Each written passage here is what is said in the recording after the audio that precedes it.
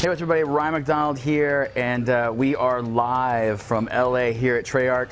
I'm joined by the game design director of Call of Duty Black Ops 2, Dave Vanderhart. How you doing? I'm awesome. How are you? I'm doing good, man. Yeah, thanks for coming in. Thanks for having me. Appreciate it, especially after you flew all night and you were like just getting here, right? Anything for a live stream. Right on. Anything for a live stream. So obviously we've got, if you're seeing what I'm seeing right now, it is Call of Duty Black Ops 2. And we've got a whole giant team of people behind us. Who do we got here with us? Yeah, so this is a lot of our members of our QA team, some of our PMG production staff. That's our handlers from the mothership, 3100 at Activision, and some of our own devs in the background here. And they are not fooling around. We are jumping into this. You want to tell us what we're seeing right off the bat here, David? So what we're looking at is Hardpoint, which is the brand new game mode in Black Ops 2 multiplayer, and a map that we call Slums, which is pretty small, medium-sized map, very intense action. Going to be a lot of pushed action right in the center here in this first objective that's around the fountain. And this is the first time you guys are showing Slums off, like ever, right? Yeah, this is something that we saved just for you and your fans. Well, thank you, sir. I super appreciate it. I know everybody else does too. If you're watching us live right now, we are taking questions. Send them on through. We'll check the chat. You can send your questions through on the spot at GameSpot.com or hashtag GameSpot. So yeah, tell us about some of the stuff that we're seeing that's new. Obviously, you guys got all kinds of new stuff with the, oh my God, sorry, I'm freaking out because you guys got this. And you can't see what I'm seeing, but besides the awesome people behind us playing, there's like a 100-inch screen that we're looking at that is playing the game that we're seeing. Like that? I do like that. That might be the world's largest plasma, certainly at a game studio. So what we're doing is looking at GameSpot Live, play the game right now. And he's got the PDA hacker right there, and he actually is trying to get some hacks on and maybe show off a little bit with that crossbow in a close range engagement distance. I think he wants to get Internet Nerd famous as he frames up some Hellstorm missile coming in on the middle of that battlefield here. So little gameplay from Hardpoint on Slums, a map that we got for you, spectating a very special gamer tag that we made. And I believe you and I are going to play a little bit later. That's right. Aaron Sampson's over here, and he's monitoring our audio and stuff. I know he wants to pick up a controller as well. Well, should we let him play a little bit? We should. As soon as we're 5 minutes in, let's give him a little more time to make sure everything's set over there. My question for you is, now this is not an ordinary view that we are seeing here, correct? Not at all. So to keep things easy for us to get started so that we can talk and not have to worry too much about trying to play and talk at the same time, we're actually in the Codcast view, which a lot of people know about. This is a new feature in the game that's really specifically designed as a spectator experience. Now, I'm not doing a ton here, we're just actually watching, but I can actually pull up this picture-in-picture view by hitting the right trigger here, and now we can see kind of everybody in the game. You can see if they're on an objective or not, and this guy here, TA Spot, I'll actually flip to him, and what TA Spot, you see that 6, that means he's on a 6 kill streak, so he's got 6 kills in a row. Of course, that's the curse of the Codcaster in effect, that whoever you spectate is the next guy to die. We can also actually flip back and turn on the map view, so you can see where all the players are on the map, proportional to every other player in the game, how they're positioning up against each other, how this green team is trying to push in. But look at how solid that red team has as they're sort of building a nice barrier around the hard point that they cap. So just one of the many new features in Call of Duty Black Ops 2 multiplayer. Now, one of the questions I have for you, this is like, let's not be, this is live, this is happening, what they're doing behind us, correct? Absolutely, right. So we're just playing on System Link. They're right behind us right now.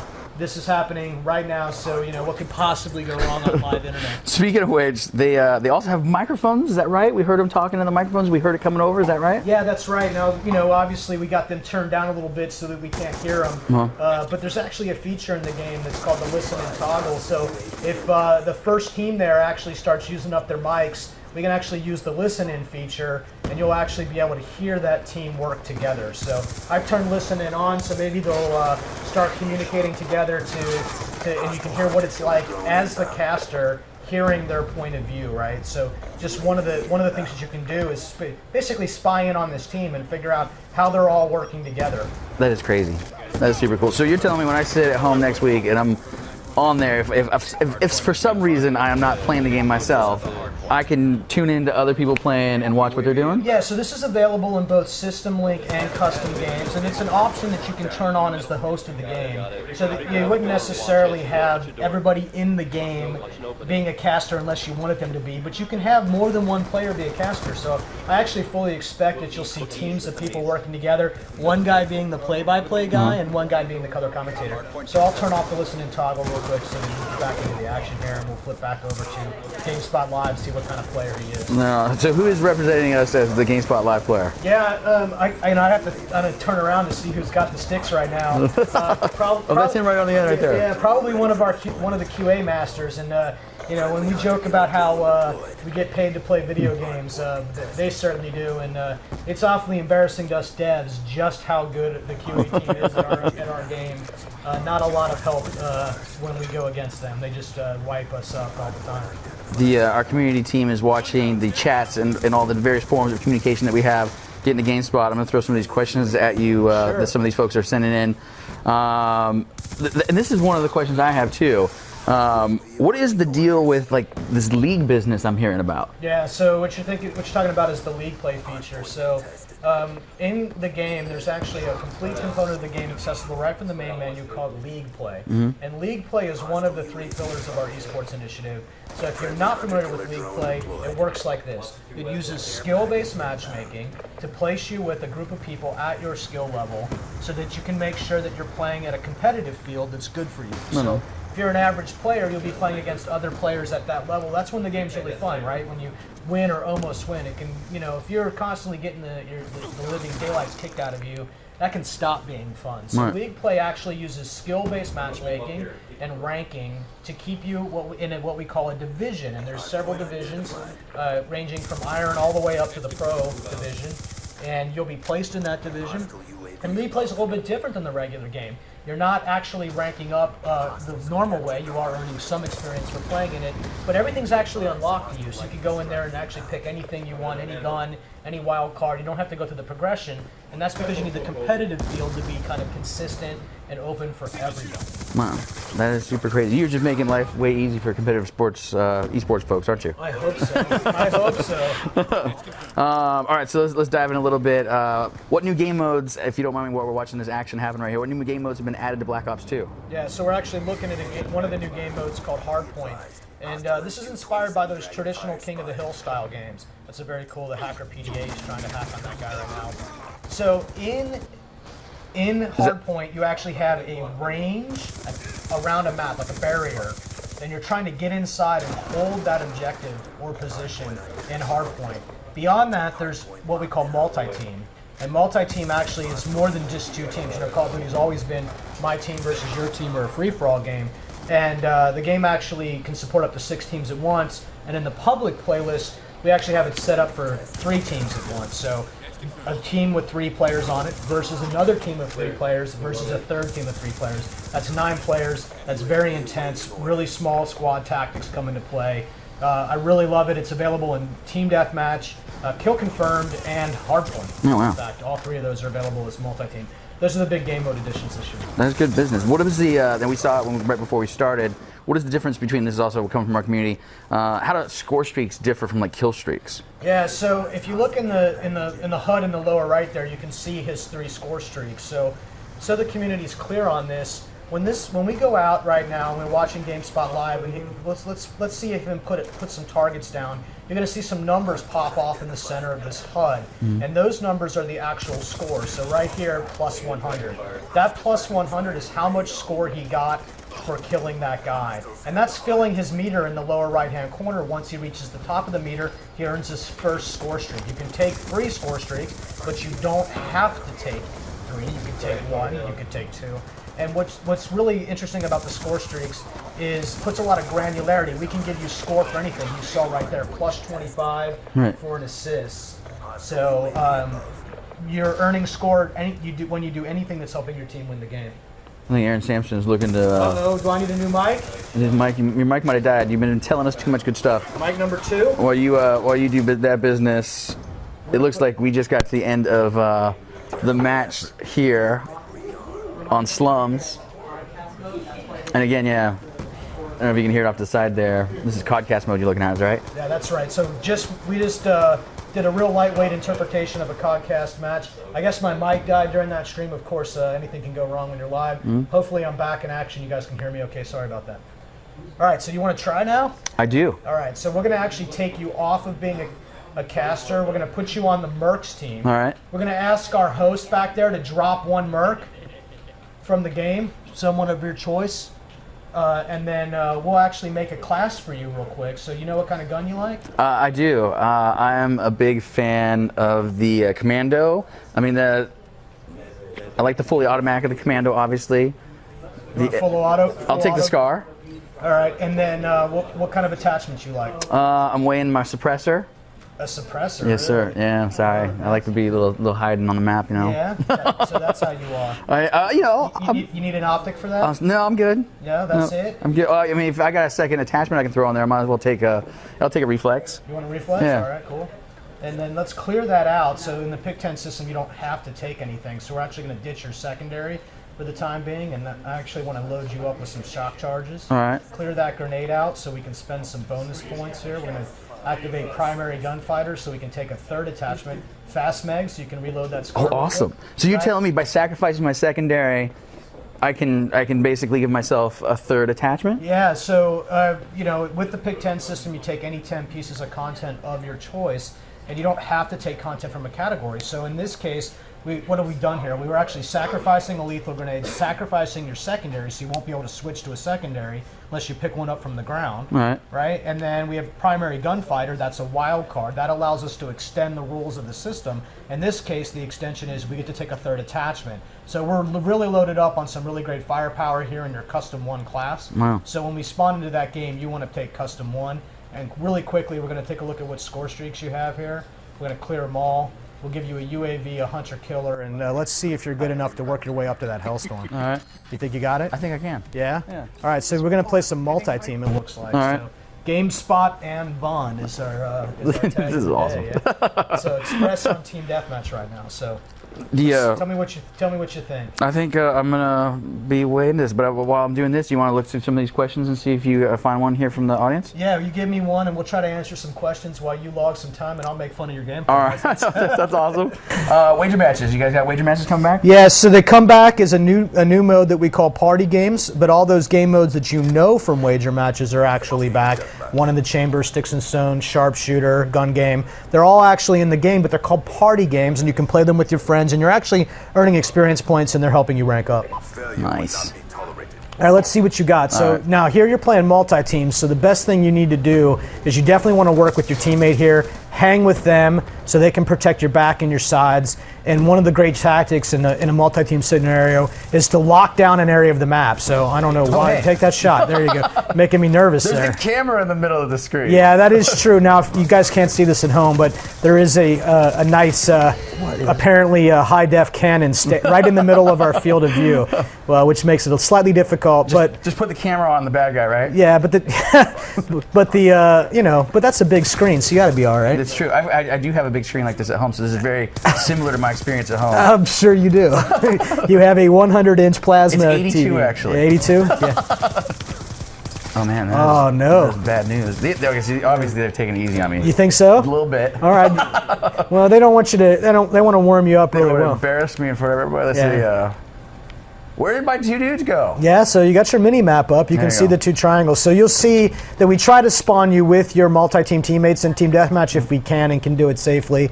So that's why you spawn, why Fido there spawn real close to you. And see now, what's happening to me is you guys are spread, and I would regroup as soon as you can to kind of stay successful. All right. But you're not doing bad. You're down by, it looks like 9 kills or so. Oh, wow. Oh.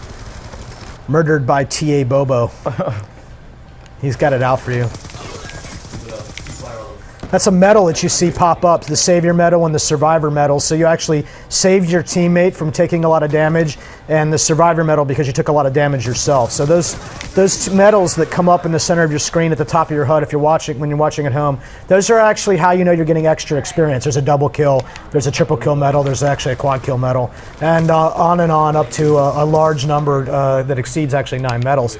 So medals is how you can really tell that you're earning experience points. When you're playing normally, any previous game to this one, that number in the center of your HUD, that's actually experience, but in Black Ops it's your score. So we needed to make sure you understood that you were earning extra experience, and we do that with the actual medals. What do you think? You're keep talking. You're zoned out, right? Man, you guys been. I mean, yes, one of the questions that instantly come to mind is like, I mean, I've always thought about this, about all these games, especially Call of Duty, when you got so many different variables. Like, how do you balance all of it? Yeah, very carefully and deliberately. There's a lot of stuff going on here. When you got over 500,000 classes that people could spin up in a heartbeat, it's important to get that right. We actually spent a lot of time figuring out sort of where things fit in their power band, and then sliding them around, and we do a lot of data logging, and we do a lot of measurement, and we use a lot of math, and you combine that with the sort of the emotional reaction of what it's like to play, and between those two things you can get pretty close to where it's at. Pretty happy with where the game tuning is right now. Of course, when the game gets out into the wild and several million people play it, things may change for us. We're not afraid to make changes, and we will make changes if we need to. No, it sounds like you've been busy. I mean, I don't know that a lot of people before today, if they're watching this, knew exactly how much you guys had actually moved it around. I mean, just the 10 item business there that we saw you doing in terms of getting me another attachment is kind of crazy. I just think it's really interesting to be able to make sacrifices to kind of double and triple down on a particular type of play style or score.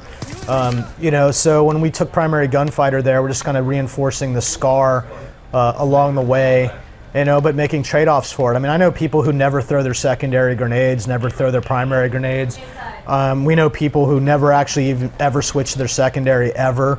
So, just ask ourselves that really interesting fundamental question. If you could trade it or not use those things, what would you do with it?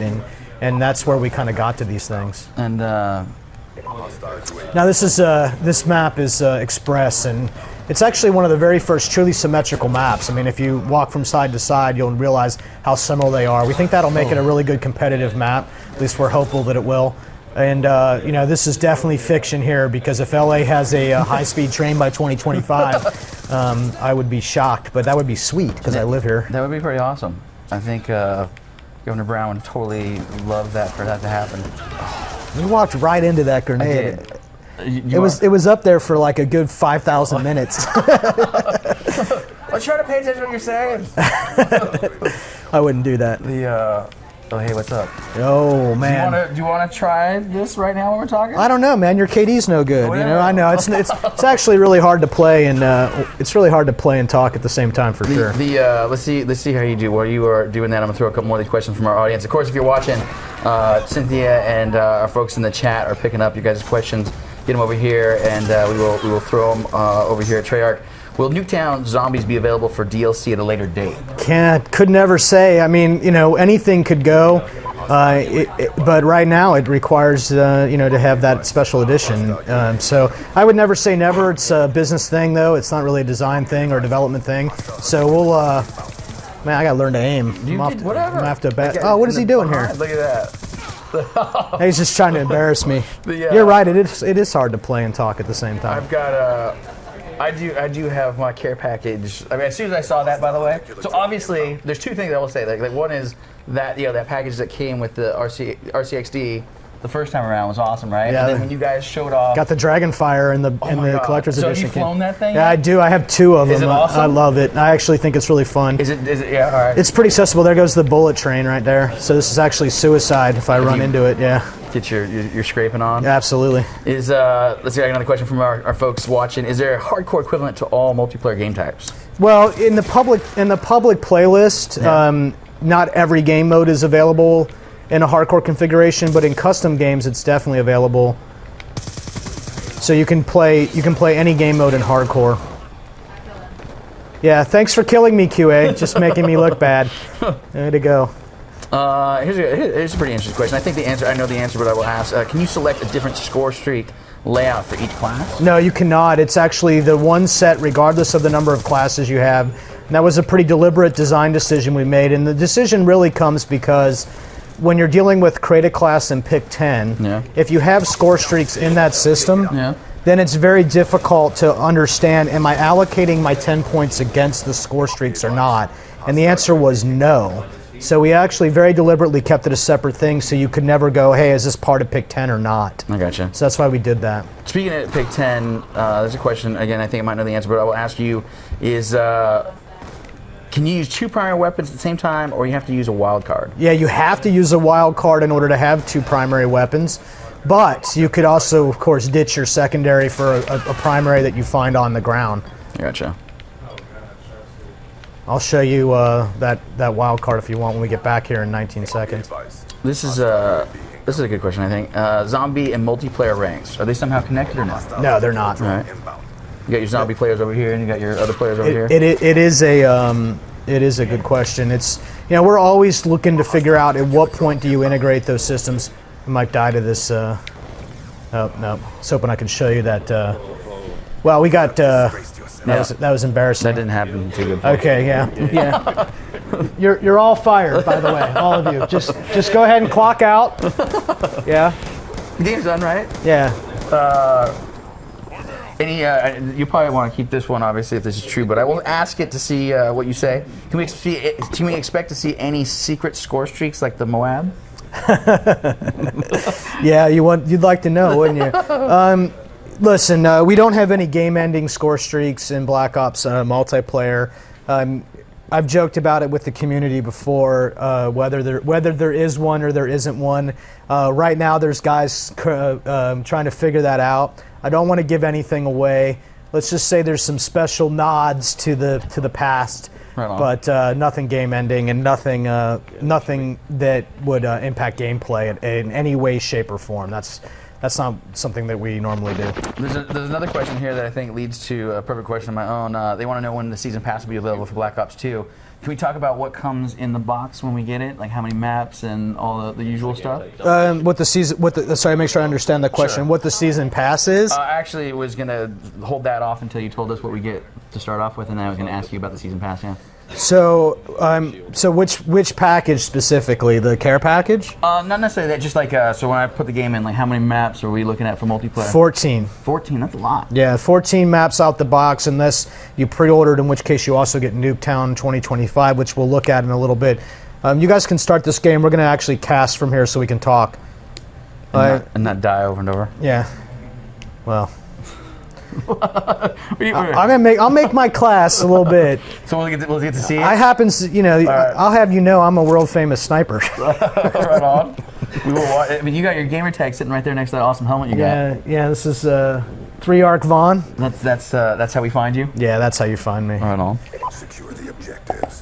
So this is Hijacked, and it's domination on Hijacked. This is a very pretty small map, all things considered. Not quite as small as Nuketown, but certainly pretty small, so very fast-paced. Domination's pretty intense on it, I think.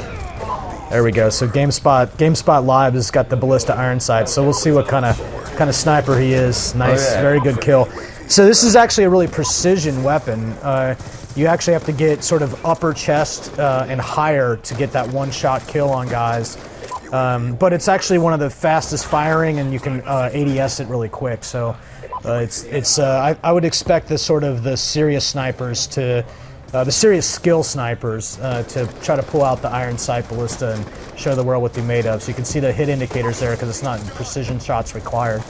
It is possible to one-hit kill with it though, and you gotta do a lot of work. One of the major changes that we made to kind of address this, how quick should you be able to scope conversation, was that the hitboxes on your chest are actually, there's 3 of them now. There's lower, mid, and high, plus neck and head. So with those multiple ranges, the quicker the gun is to be able to scope up, the more precision that shot has to be. So that's how we balance out that desire for players to be able to move and quickly scope a gun.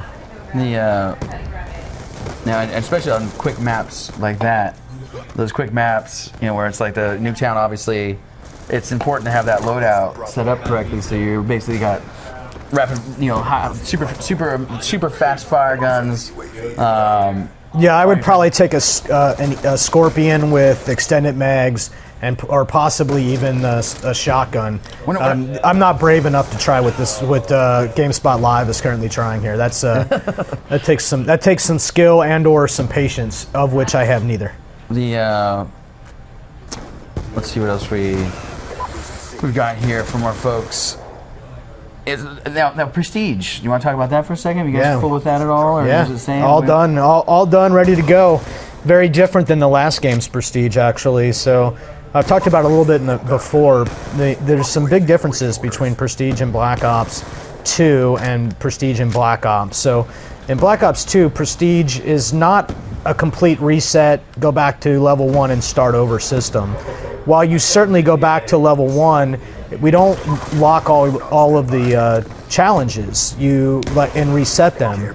We don't actually reset your weapon progression. So let's say in this Scorpion Evo here, if you've got, say, two of the scopes unlocked, when you get back to whatever level that the Scorpion is available to you again, then those attachments are still there for you. So you can just kind of pick up and then continue the progression where you left it.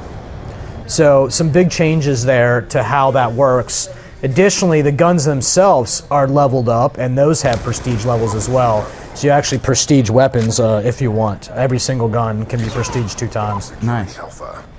Now, that was that one, we saw that crazy rocket that came down and split apart. Yeah, that was the Hellstorm. You can just sort of fly it straight into the ground, but you can also burst it. And he actually just threw a hunter-killer drone, which he'll throw, and it'll go out, take off, and then circle and target individuals who are not set up to counter it. How much fun was it being able to do future weapons?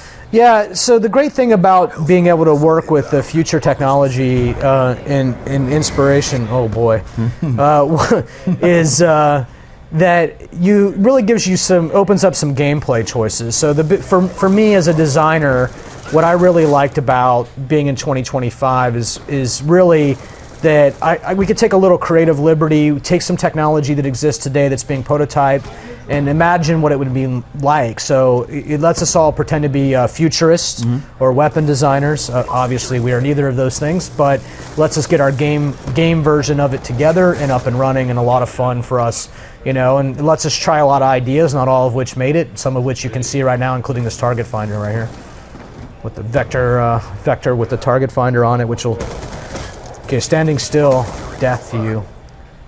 I'll go back to that question that kicked us off on talking about those 14 maps. What do you guys got going on with the season pass? So the season pass is actually a way for you to get ahead of the DLC. So buying the season pass actually gives you every DLC that will release, and it actually. I think it's actually a little bit of a discount at that point too if you buy the season pass. You actually save a little money. So if you're going to buy the DLC anyway, you get the season pass, save yourself some money, have it all in advance. Get it right. Get it ready for you. Excuse me. This is somebody who's been paying attention to all the kinds of stuff you guys have been saying if they're picking up on this. Apparently you've added extra controller sensitivity options? Yeah, we did. I'll show it to you when we get back in 2 minutes, 30 seconds, remind me. Okay. So the sensitivity of the controller on the consoles has always gone from 1 to 10, and it's been that way forever. But what I noticed, particularly with competitive players, was I was surprised how low they set their sensitivity. Like, I was shocked by it because I always imagined that they would need to or want to actually be able to spin and turn on targets really fast. So they actually would set their not all of them. It's an individual choice. Everybody's different. But some of these guys would play with like 2 or 3 sensitivity, which is even lower than the default, which is normally 4. So what we did was actually increase the number of options in the low band. So now the sensitivity goes from 1 to 14.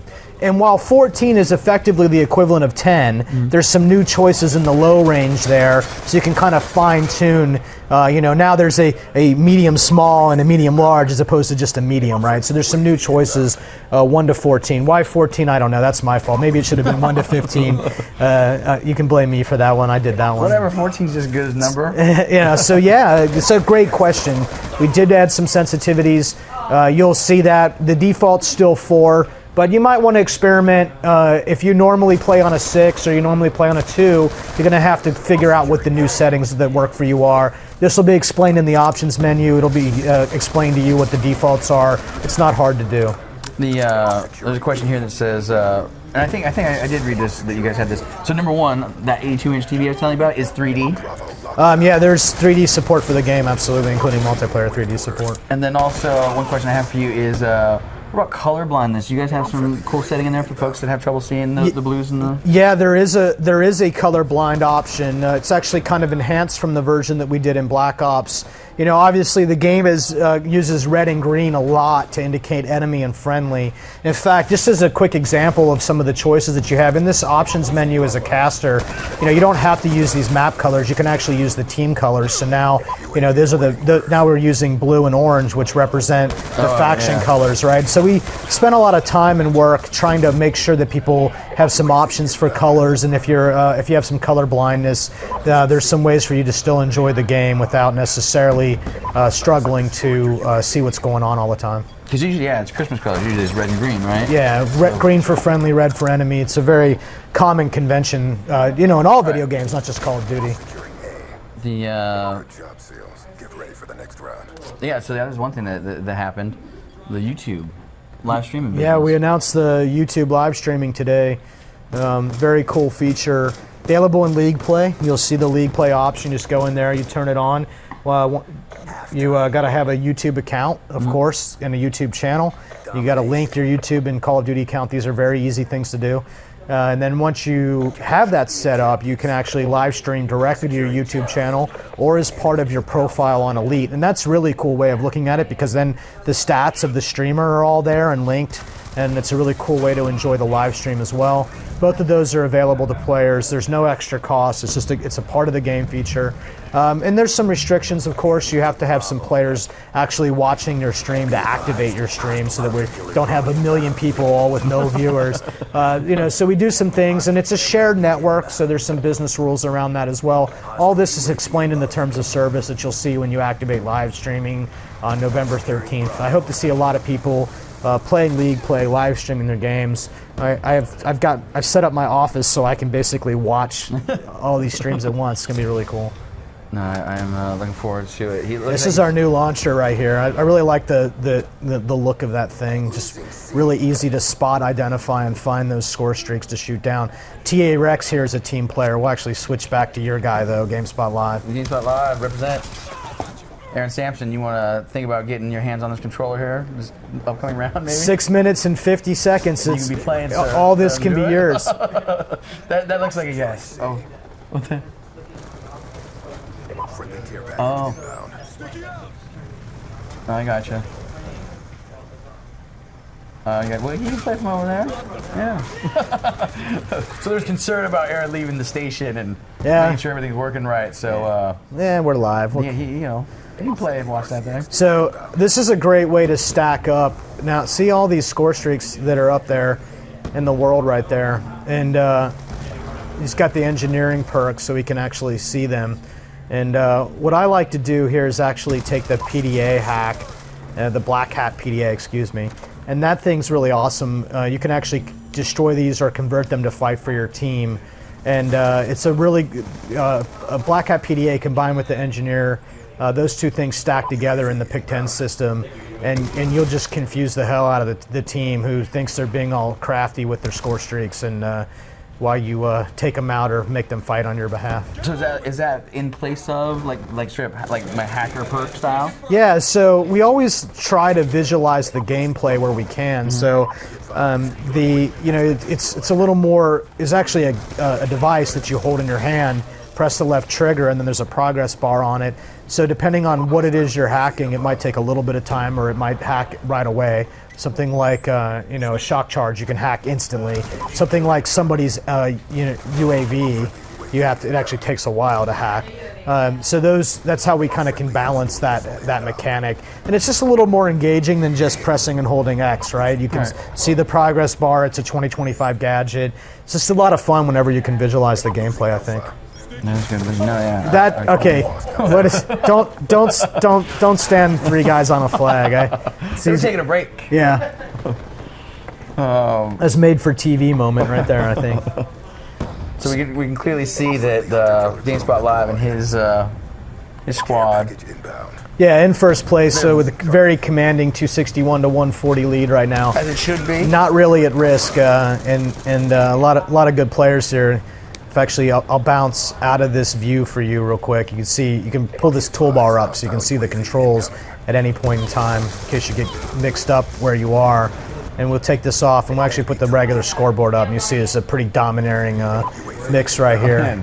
52. 40 kills to 24 deaths and 5 captures and 17 defends. So all sorts of score going to TA Woofy and GameSpot Live, right here. Whoops. Do people get any special achievements when you run across you guys online? If they run across us, Yeah. I couldn't possibly tell you that. Okay. That'd be classified intel. That is a. Yeah. Mr. Taylor off to the side right here. Mr. Taylor is what they call a PR handler. He makes sure I don't say anything terribly stupid. A PR handler is a very important person to have. He was pointing out that we should be on the lookout for the emblem that's on some of these guys' guns. Hey, Robert, who had that? Do you remember? Was it Woofy? I missed it. So, I've seen this question come up more than a few times, so I'll ask you. Obviously, Black Ops is part of MLG. Do you know if Black Ops 2 right now, MLG is planning to have that part of their upcoming season? yeah, nothing's been announced yet. We know those guys really well. MLG Sundance, who's the big dog there for MLG, he's actually a good friend of ours. And as we get a little further in, right now, I think a lot of people are really curious what's going to happen with the game after we release. How are we going to be supporting it? But right now, it's always about getting the game out in the hands of people, getting to November 13th, getting the game live, and then we'll come around and you'll be hearing all sorts of stuff about how we intend to support the game after we release it. And you can count on us. You know, if you're a Treyarch guy and you know Treyarch, then you know that we'll be all over this. In fact, you'll be sick of me. I'm sure. I'm certain of it. Impossible. I'm certain of it. Impossible. I definitely, whatever. It's like, not even, it's like Black Ops, I think, is a special game for a lot of people. Obviously, it's a game that, think about, it came out 2010, right? How many games came out 2 years ago that we're all still playing? And, it's like that game is, there's something special about that game. The one question I have for you that you guys did better than the other one certainly is just like what you allow for your multiplayer options. So, for instance, 4-player split-screen co-op, that's something you guys do still, right? Yeah, there's there's local split screen, there's 2-player split screen in public matches. Certain playlists have split screen disabled, like League Play, of course, and it's something that we can put on the appropriate playlist so people can enjoy with their little baby brother or however they need to do it. I mean, we know not everybody's got 2 TVs and 2 consoles in the household. Right.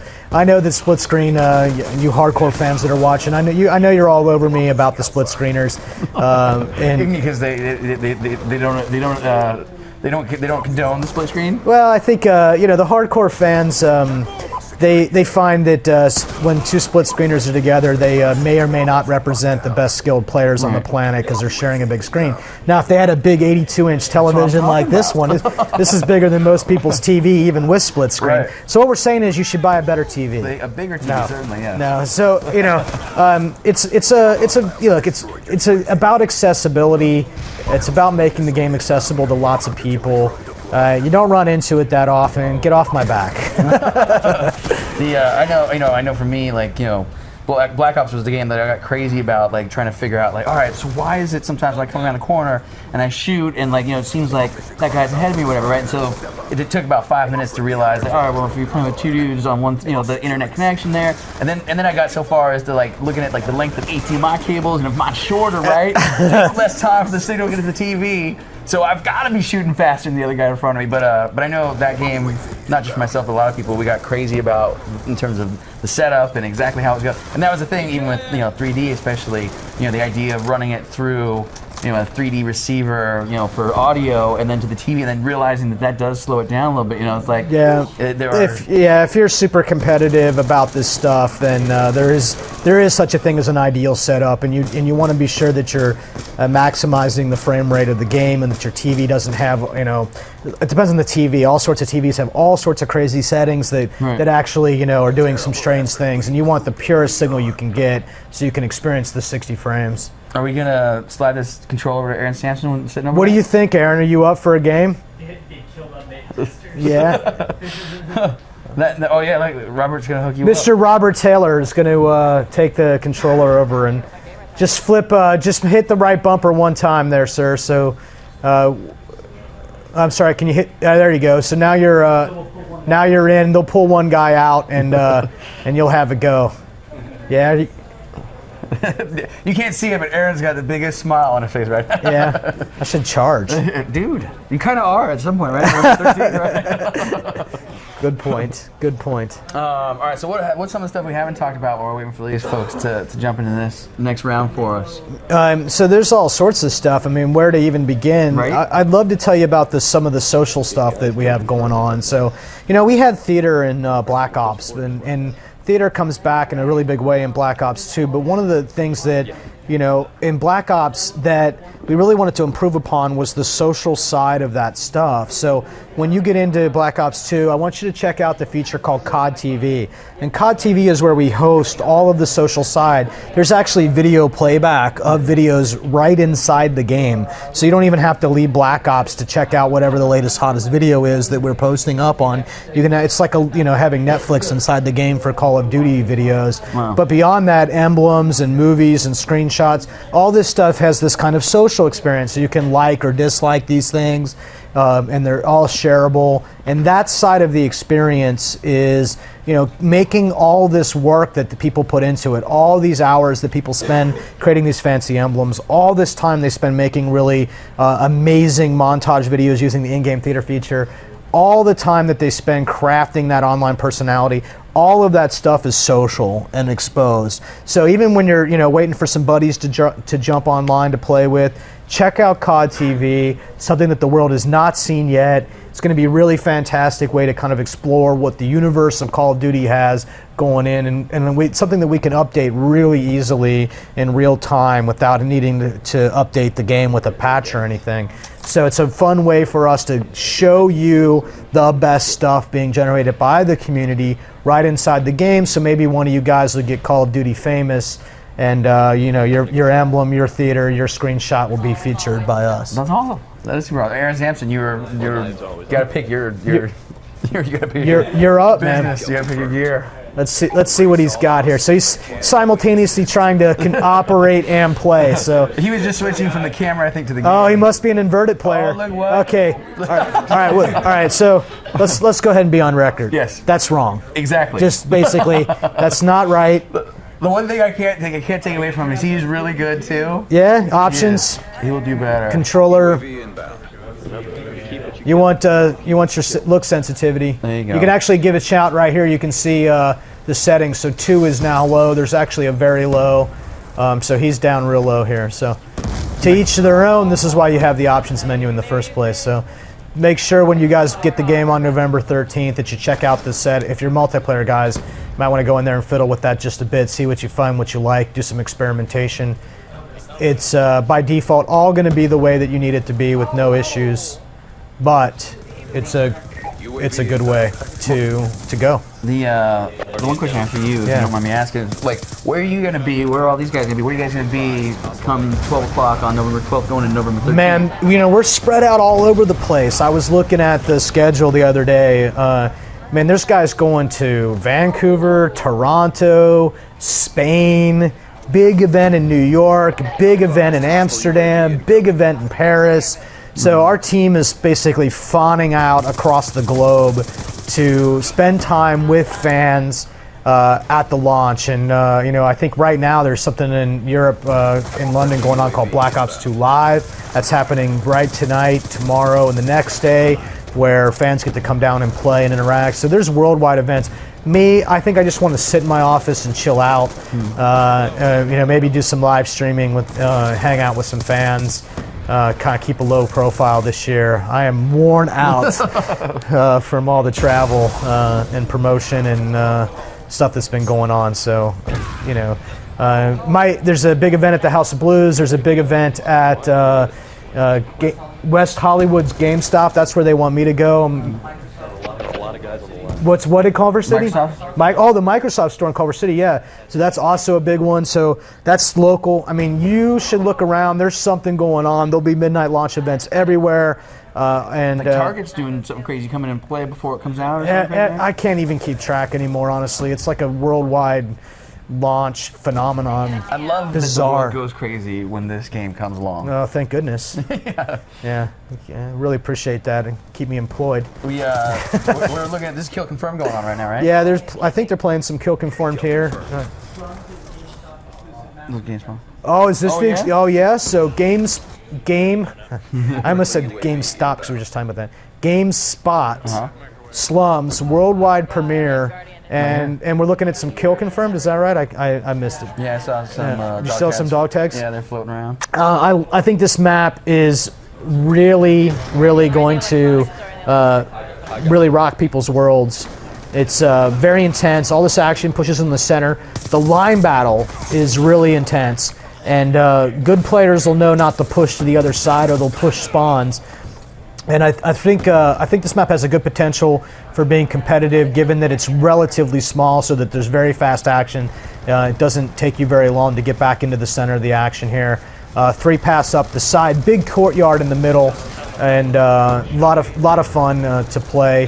This takes place in kind of what would Panama might be like if they kind of stopped maintaining it, right? Which is probably not far from the truth. I don't know. I think lots of nade spam in that center. Going to see a lot of trophy systems. Going to see a lot of flak jacket usage because everybody can huck grenades over that wall. Pretty crazy.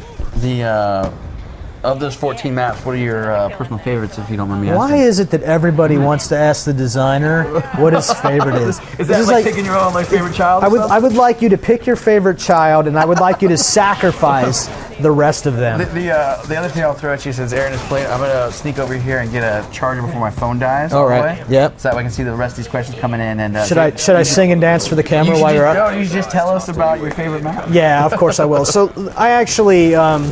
Look, we kind of spent a lot of energy thinking about what the definition of map sizes are. So, one of the things that I like about Slums, or I like about Carrier, is they're just big enough, right? So we've kind of pushed down in general what the kind of so-called average size of a map would be. Now, we still have some big maps. Turbine's a big map, Drone's a big map. You need those too. You need those for ground war. You need them for variety. But a map like Slums, a map like Carrier, these maps are, generally speaking, pretty fast-paced maps. Far enough away where you feel like you can spawn safely, but small enough where you can kind of get in the action pretty quickly and not feel like you're running around looking for combat, right? Yeah. This is a very hard balancing act to find, trying to make sure you can get back in the fight but spawn safely at the same time. So, Slums and Carrier, even in Express, all those maps do a really good job of kind of keeping that action very fast paced. Pacing is everything to a Call of Duty gamer for sure. And Yeah, Black Ops multiplayer is no exception. I mean, I know for myself, it's like I find myself leaning toward looking for a firing range or Nuketown. Yeah. Yeah, Nuketown and Hijack, those are on the small side for sure. That's even too chaotic for my personal taste every time. So I like Slums a lot because I think it's just big enough and just small enough at the same time. So Is it similar in style in terms of size and play, like say Summit or something? yeah, in fact, it's very Summit size and in fact very firing range size. This style of map, those firing range and Summit were very popular maps in Black Ops. So I think. I'm cross my fingers, knock on wood. I think Slums has a good potential to be that kind of map for players, right? Super competitive, very popular, map. So what you're saying is you picked your favorite as the exclusive we're looking at today, right? I would never, ever sacrifice my other children. No, listen, Phil Tasker and the entire MP level design team spent a lot of energy thinking this through, trying to figure out how to keep that action intense. We spent a lot of time discussing it during development. We argued the semantics of the sizes a lot. If you were a fly on the wall at a Treyarch design meeting, you would know just how hard fought it was to find good map sizes. And we'll see. Let me know what you think when you guys get the game on November 13th. All right, I definitely will. We see Aaron Sampson going down right behind GameSpot Live. GameSpot Live, we got behind you.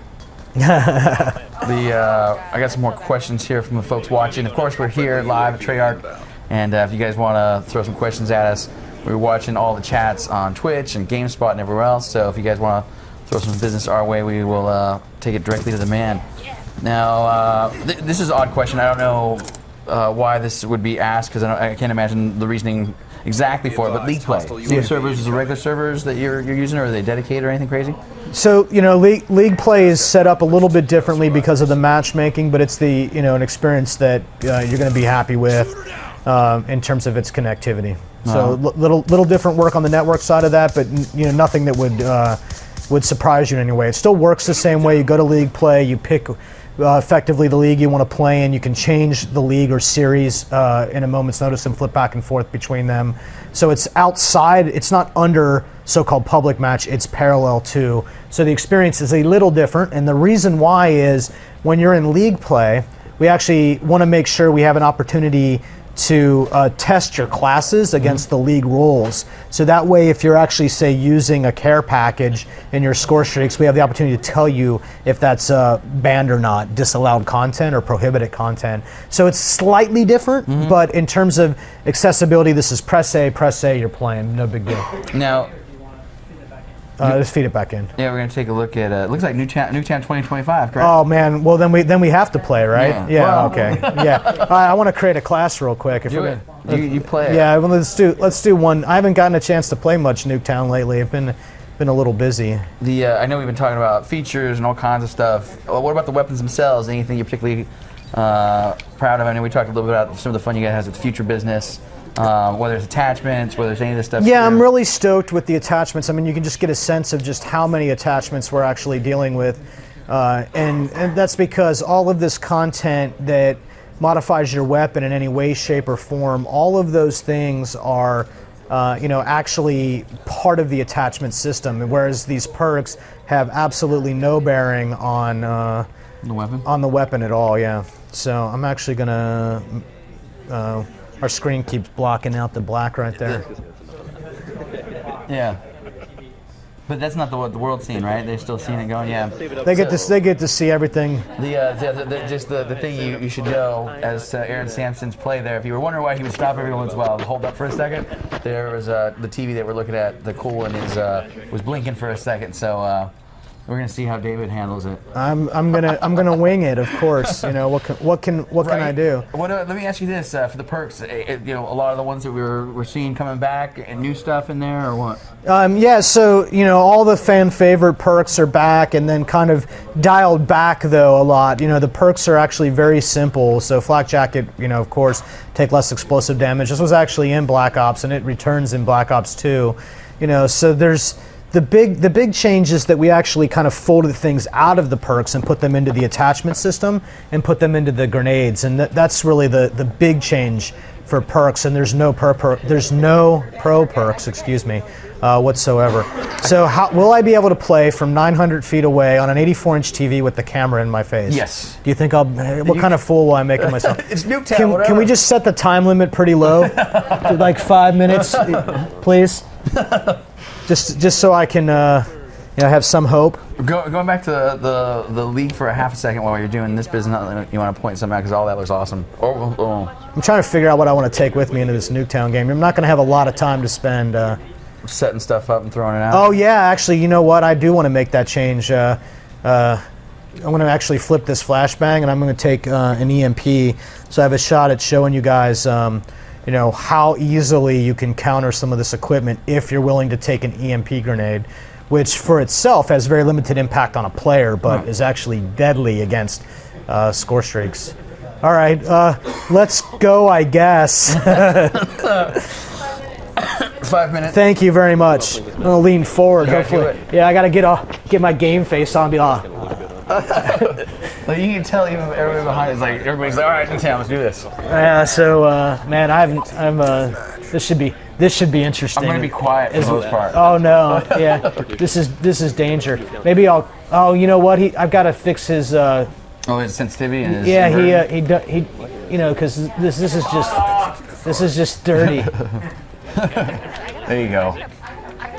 So all right.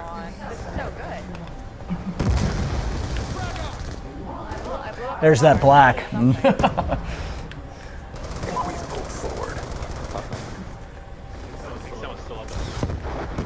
Like the art? Oh yeah, that's cool.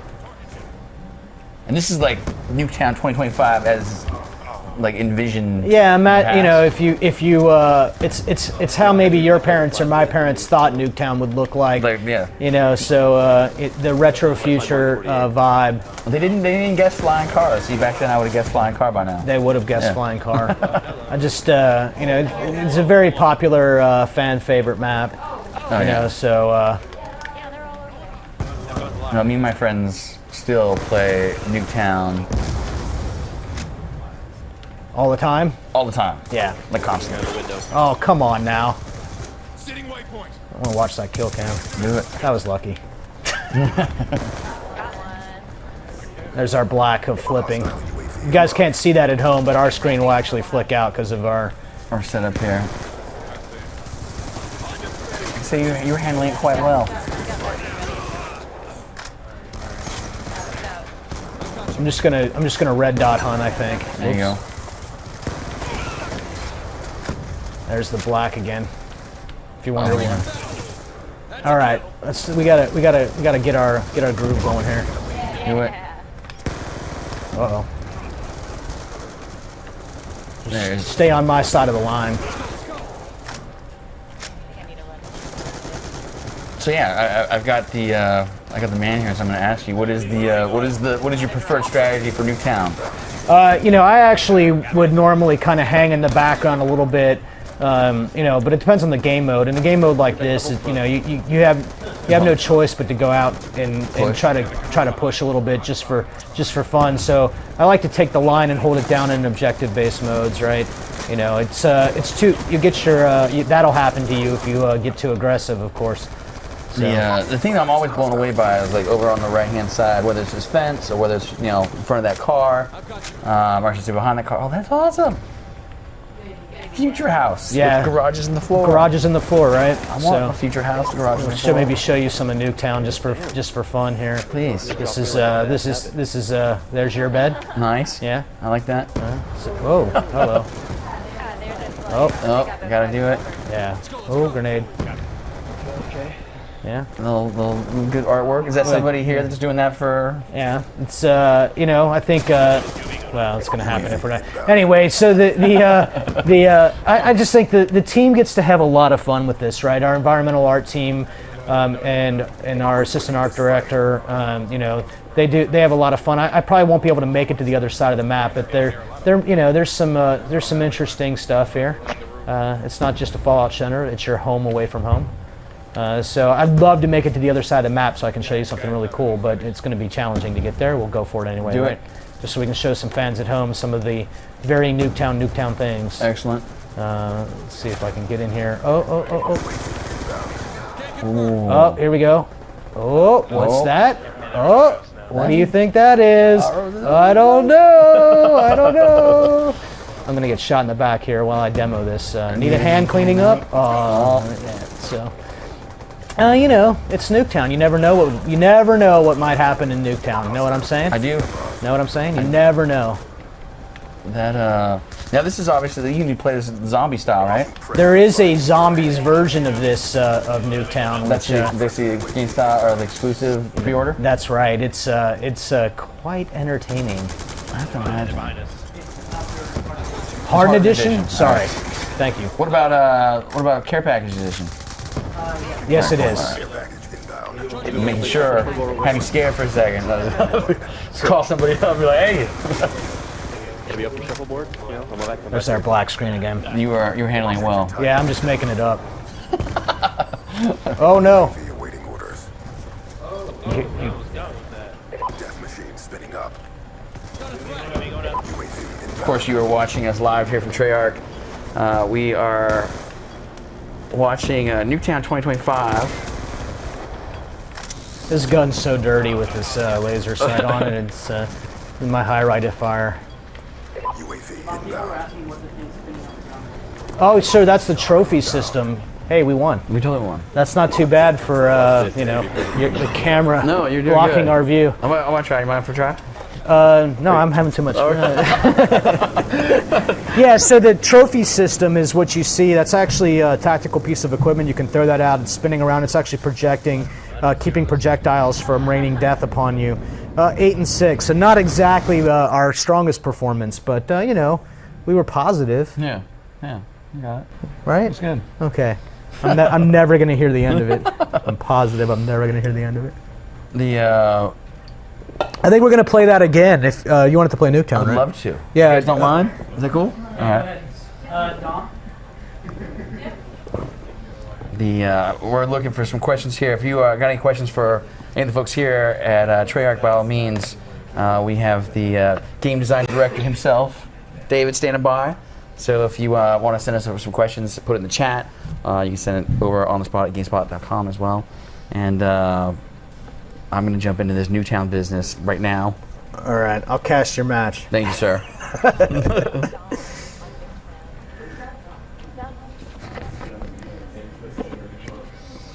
Nevada, USA, domination. All right, yeah.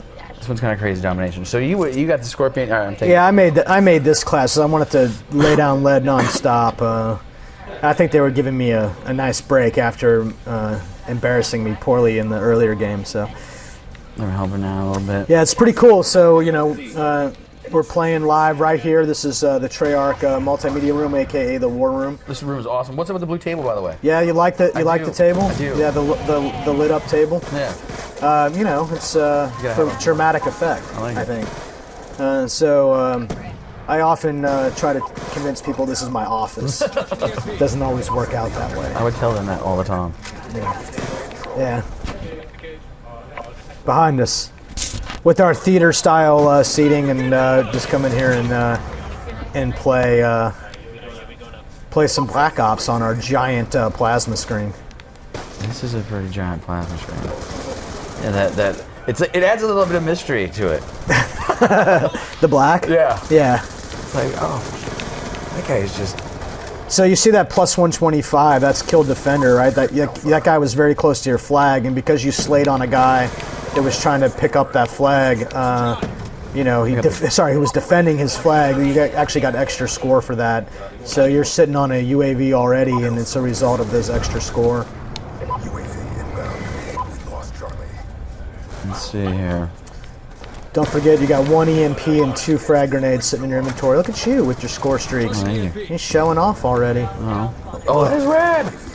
Oh, there you go. RCX. You're gonna run that right in. Oh, you're dead. That's too bad. What? And then you picked up the hunter killer. Slay. Nice job. Thank you. Oh, that Betty nearly took you out, but you escaped. Oh. I still got my business, right? Yeah, you got a hunter killer now. What? Yeah, pop that up in the air. All right. that'll actually go ahead and run around and look for targets. There's another one. That's cool. Right, so that's we've seen these things. They don't necessarily have explosives on them today, but it's very easy to imagine a little more than a decade away what something like that could do. Sort of a personal. It's today a personal kind of recon drone that they'll give the soldiers out in the field so they can kind of get a look at something before they go in. So. In our universe, we it's got to blow up. Sure. Or, You gotta be able to do some damage with it. Yeah. The crazy thing is, when I went to Call of Duty XP, actually, there was a table Yeah. that these dudes had. You know what I'm talking about? Yeah, absolutely. Those aerial guys, they gave me one of those coolest medallions ever. It says we built stuff that flies and is unmanned. Look at those guys. I think they deserve to be shot at. They are. I'm gonna shoot them. Oh, that was a little low. Oh, he popped up and popped you. Yeah. TA It was Fido. one of those things you see as it was happening and it was gonna be over before. I don't know. You guys have got this A and B flag locked down pretty well, so I think you're going to be I fine. think I just hold it. If you push here, you'll actually end up flipping spawns, which in Yeah, that's what I get yelled about. yeah, right. It's a common thing. Don't flip the spawns. So I'm one of those guys, by the way, that's always flip spawn. Yeah, well, unless it's just a true domination, in which case you flip with about maybe 45 seconds left, 60 seconds left, and it doesn't really matter at that point because it's a domination. It's called domination for a reason. Oh yeah. But the tactics you guys have here. So you can see that box right there. That's not normally there. It's we'll spawn some certain cover and crates on a per game mode basis. Lock those guys in pretty good. So you actually got him. That EMP. He's got that assault shield on his back. Maybe we'll see that come out. And in Black Ops 2, you can actually use that as portable cover. Stamp it down in the world and actually back off of it and create cover kind of wherever you want. Not bad. This is a pretty good loadout you got here. Yeah, I know. Well, it's good. It's good for Nuketown anyway. That is good business. I mean, you're not very controlled. There's a lot of bursting going on with that gun with the fire. And if you're not careful, you get carried away because it's so awesome when you pull the trigger. Yeah, it'll just go. UAV on standby. Yeah, my UAV. So you can see you're burning through all your ammo and picking up your UAV assist. So a lot of guys will stack scavenger with something like this because they are going to burn through all that ammo and burn through it fast. So you'll be. Oh, let's see it happen. Nope. Get in close. There you go. Oh wait, I don't want this, right? Well, you're My whole team was screaming. yeah. Well, you're surrounded by a lot of red dots there. Let's see. But pick up your backstabber medal along the way. GameSpot Live holding it down over there. Yes, GameSpot Live knows what's up. I'm obviously gonna cut that quote out and use it for something else, right? Round one, and pretty domineering round one victory, but it's good. not over yet. So round-based domination, you play 5 minutes and you flip sides, and that's a change from the previous game where you'd play 10 minutes and be on the same side. And we did that for the competitive side of things. Gives everybody a chance to experience the maps on either side. And a map like this is fairly symmetrical, but not every map is, and it's important to be able to play both sides. It was something that we did strictly for competitive at first, and we actually just liked it better, period, so we actually made it the default way. So the competitive side of things has really influenced the game in all sorts of ways, in the public game as well, not just the competitive game.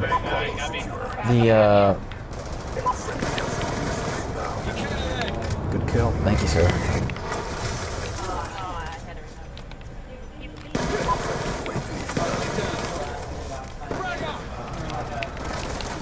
Oh yeah. Mr. Robert Taylor off camera is asking about personalization tags. He's looking at you guys' comments. Yeah, so there's actually a lot of ways to personalize your identity in the game. So it's 3 or 4 things depending on your perspective. So it starts with your actual emblem. Now, if you haven't heard about this, this is something that we had in Black Ops, and then we're bringing back in Black Ops 2 in a very significant way, and that's you creating your own identity or character or look. And that goes on top of what we call a calling card. And a calling card is a unique piece of art that you complete challenges to get.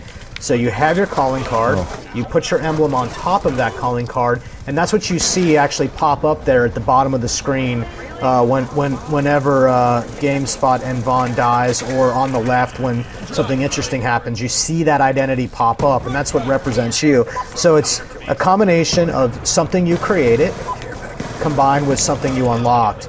And there's all sorts of great identity there. There's 32 layers in that emblem editor. It supports transparency, it supports RGB, so any possible color you want to use is possible.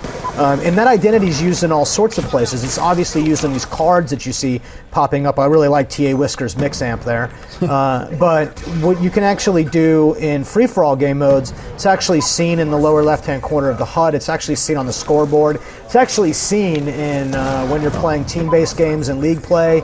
So this emblem has a big bearing on your identity or personalization, or persona as we like to call it, inside the game.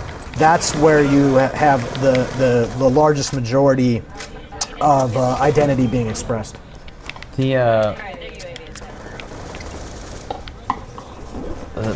These chairs are so comfortable. You just want to it's like, what's up? this is the ultimate place to play this game at. It might be. I'm just kicking it, It's pretty awesome.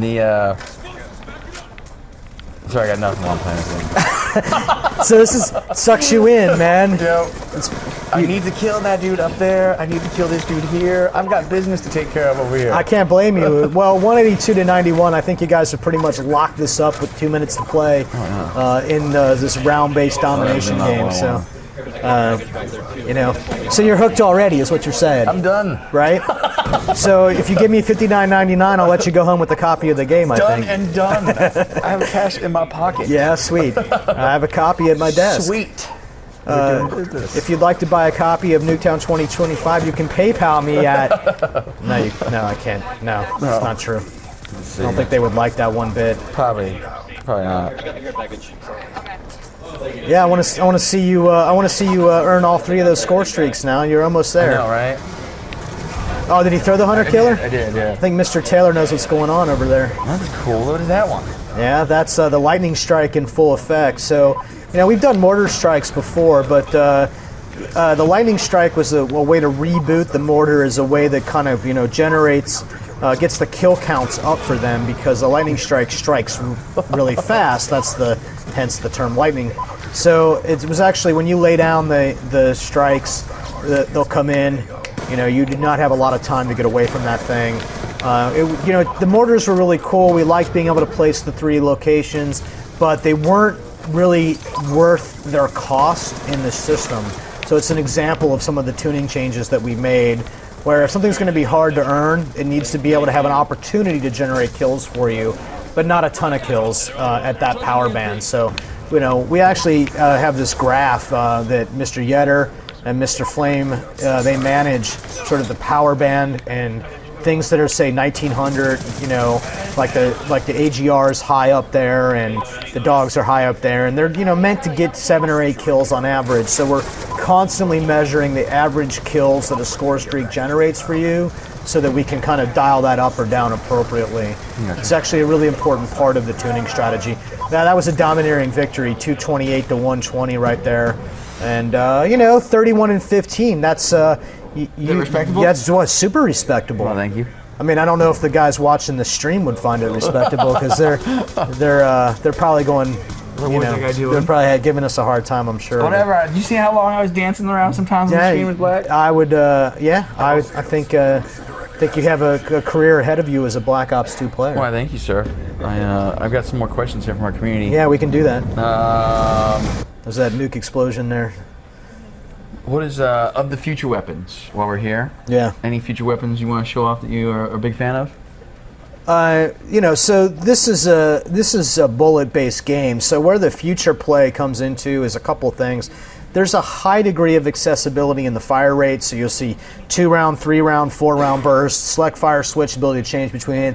the MMS, the millimeter wave scanner attachment, which actually will pulse through the world and actually show you enemies hiding behind objects that are stationary. The target finder itself, which will paint targets for you.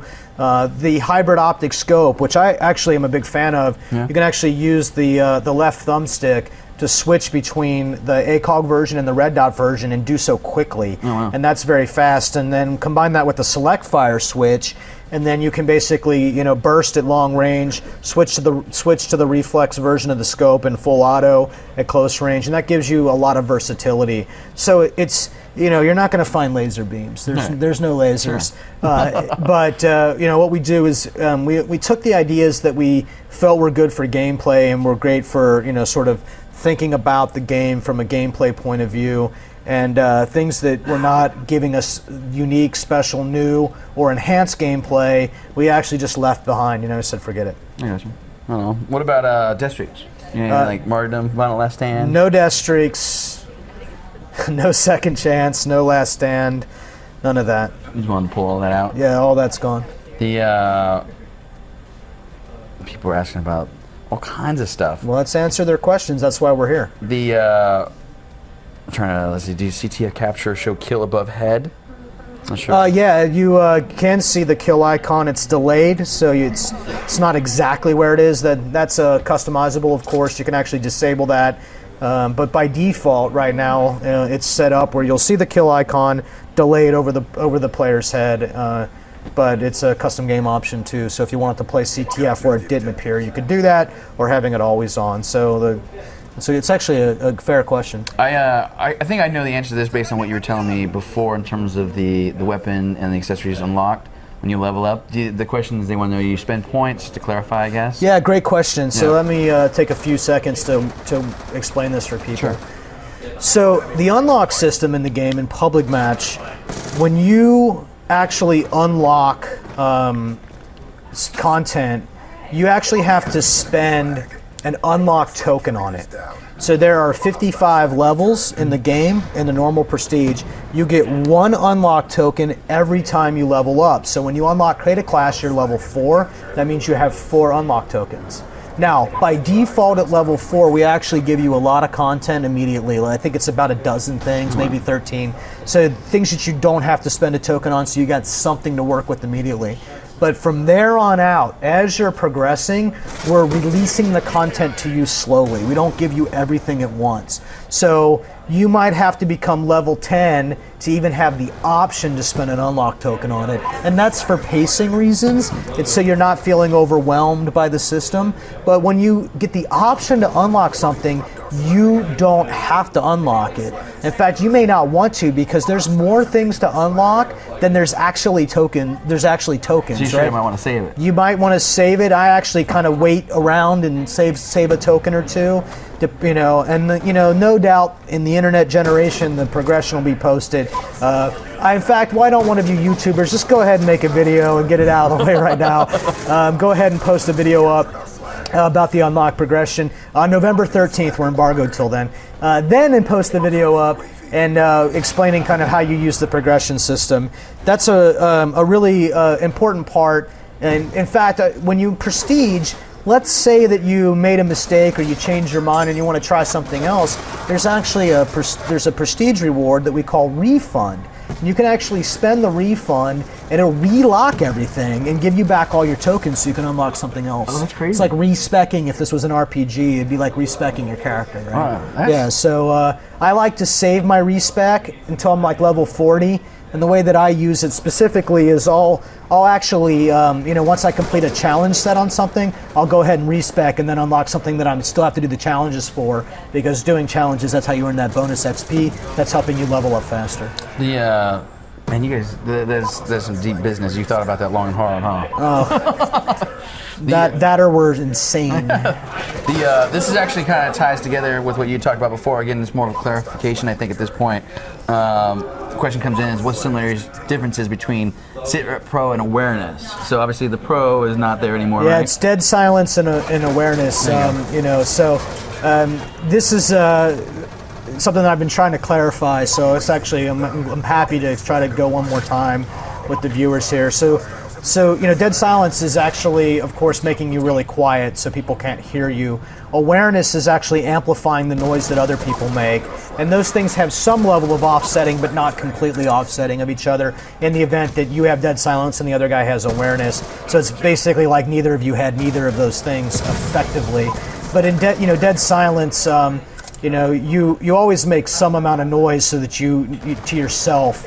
What players should really think about and listen to is get used to how the enemy sounds to you normally, and then see how awareness and what awareness actually amplifies, because it's not just everything.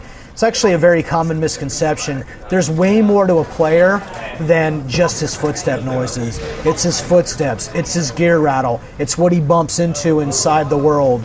Right? There's any number of things that can happen that a player makes noise on, and awareness doesn't even amplify all those things. So it's not a cure-all, right? Whereas dead silence actually makes you pretty quiet, except for some lightweight gear ruffle on yourself. Whereas if you're the other guy, you'd have to be standing on top of the guy anyway to hear that, so you'd see him, right? So think about this, that there's noise to yourself, that you hear yourself. There's also the noise that you make to others, and how dead silence and awareness impacts those two. I think you guys will be happy with how that turned out in the end. This is a question I'll throw at you. You tell me how much you want to go into it. People are looking to know what the, kind of like, I guess, the back end a little bit to the process of deciding the league play kind of, the classes, I guess, or the categories in terms of, beginning, middle, advanced in terms of the players that you guys are grouping. Yeah, how the matchmaking is. Whether it's kill KDR, win-loss. Yeah, I'm really glad that it came up, because I actually want to straighten this up for people. It is not your kill-death ratio. It is not your score per minute. The only thing that matters in your league play rank is wins and losses. You win and you lose. That's it. So I'll tell you a quick story about, I was playing a game, in a league play game, where I was with, I was the weak man on my team, to be honest about it. And we were up against a much better team, but because we had that coordination, because we had that communication, because I played my role well as defender in the CTF game, we actually beat a much better team of some of the best players in this building, got the win, helped our helped our rank. Because when you beat a team that you're expected to lose against, you'll actually get more what we call ladder points than if you beat a team that you're supposed to beat. So don't be discouraged because you're in, say, the Iron League or the Silver League.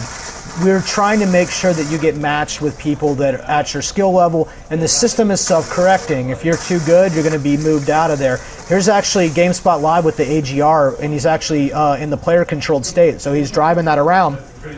The AGR is a pretty high-end score streak, and he's currently piloting it, but it can actually pilot itself. It's player choice, so you can decide to take over it.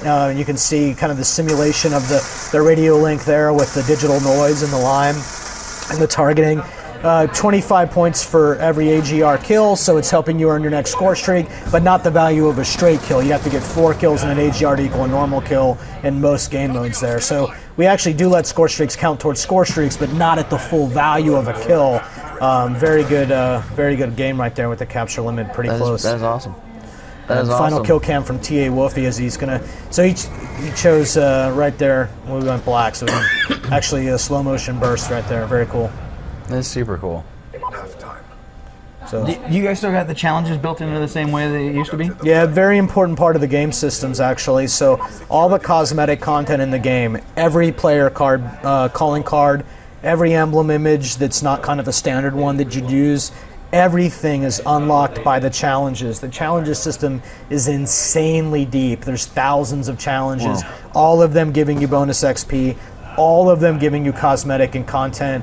That's how you get, gun attachments. Gun camo, reticle configurations. Everything is challenge based. We went to town with challenges this game to try to make sure that they have a home in the system. That they are really kind of completionist gamers are going to have a field day here. Casual gamers, they'll just be there and you'll see those challenge notifications pop off. And you'll get, at the end of every game, the after action report's going to go to a lot of trouble to explain to you, what you completed and unlocked, what cosmetic you got and what challenge you did to get it. And there's, make sure you browse that. Go into the barracks, go into the challenges, look at all those categories. It's a very visual browsing experience. It's not like looking at a big long list of stuff, right? There's very neatly, well-organized categories that you drill down into. I think that people will really like what we did with the challenges. Very, very thoughtful system design. Yeah. That was exhausting to make those, to be frank. Exhaustingly epic conversations about what to do there. It sounds like you guys got a lot there, and I know people like myself will be very appreciative as we go through. Oh, he's got the Lodestar up, our boy right here.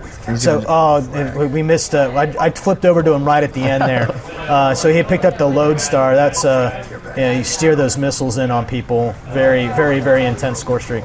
Another question here, and I know you guys are fans of it, so let's see. Question comes in. Can you tell them more about the gold guns and how to unlock gold camo? So every gun has gold camo. And even things you don't expect to have gold camo have gold camo. They're part of the challenges that you have to do. The gold camo is at the higher end of that challenge progression. So you do some headshots, and then once you get through the end of that, then you kind of move on to the next set of challenges, which are kind of special and unique for the unique camos. So once you kind of get through the progression of the base progression, you'll move on to the gold. And, there might be something even better than gold in Black Ops 2 multiplayer. Really? Maybe. I look forward to finding that out. What are they about you talked about wager matches, you said they're back.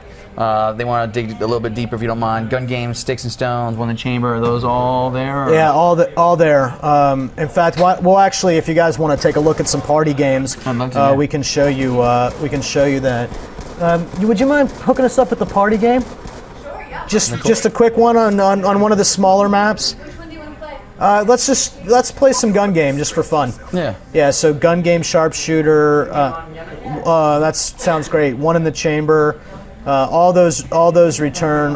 There's a big difference though. They're party games now. So the big difference between them from Black Ops is they're actually in the progression system. So you're actually earning experience points. You're actually ranking up.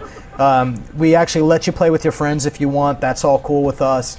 So they're a little different because we don't have a gambling mechanic, because we don't have the COD points that were in Black Ops. But the game modes themselves are there. And one of the things that I'm very happy about, something that has basically haunted me for 2 years. Thank you, Jay Mattis, for helping us out on this. He's one of the phenomenal gameplay engineers that work on our team. You can now play the party games in custom games, and you can customize them because we don't have the COD points. That makes that possible. So you can go in and just play them with your friends on any map with any number of players and kind of finesse the rules a little bit. So we'll actually spectate our guy. There he is, GameSpot Live, and we'll turn that toolbar off. So we're playing some gun game and try to go through the progression. So you can look at all those red dots light up. All right, so no GameSpot Live. Poor guy. It's the curse of casting. Is whoever you want to watch is. There we go. So plus 10 for his gun promotion. He's on to the second set. Now it's kind of a race to the finish line. This is what I meant about that identity. So you can see at the top of the screen right now is what we call the score panel. And your individual emblem is actually shown for the person you're spectating. So GameSpot Live has got this very cool kind of Treyarch inspired logo, and you can see that he's in first place because his logo's up there, and then you can see the logo of the second and third place player.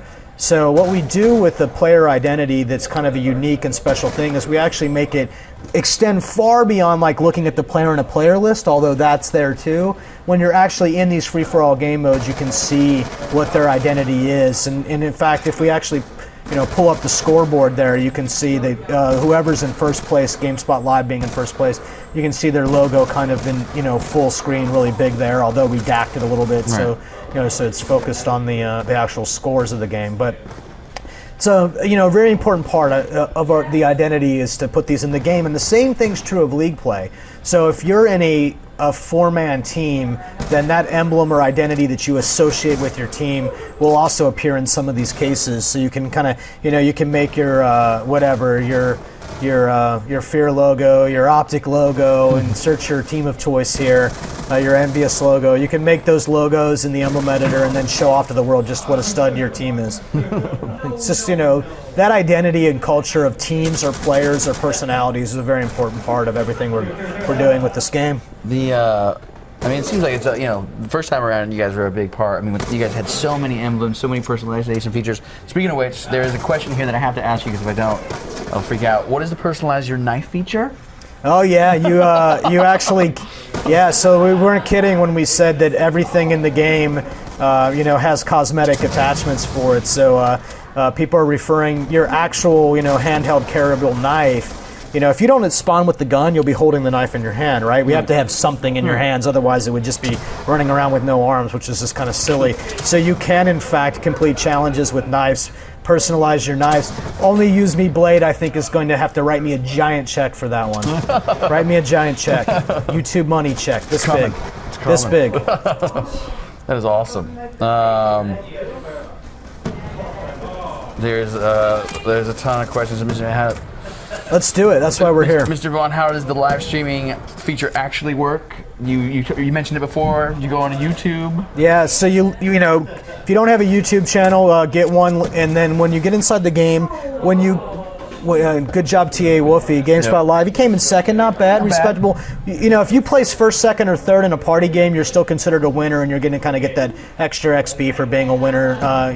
Because the party games usually 6 to 8 players. Then we're even playing them with 12 right now. So we extended the definition of winner for a free-for-all game mode. Now back to the question: when you're actually in League Play, there will be a button called Live Stream. You just go down there and you click on the Live Stream button, and then it'll make sure that you register an account with. This is very cool. So it'll actually print out a URL. It'll print out a URL.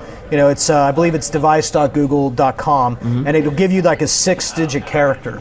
And you just go to a web browser and you type in that digit, and then that instantly associates your YouTube account that you're signed into, right, with the game. That's all it takes. So it's like very, very easy to do. All you have to do is be signed in to your appropriate Google/YouTube account.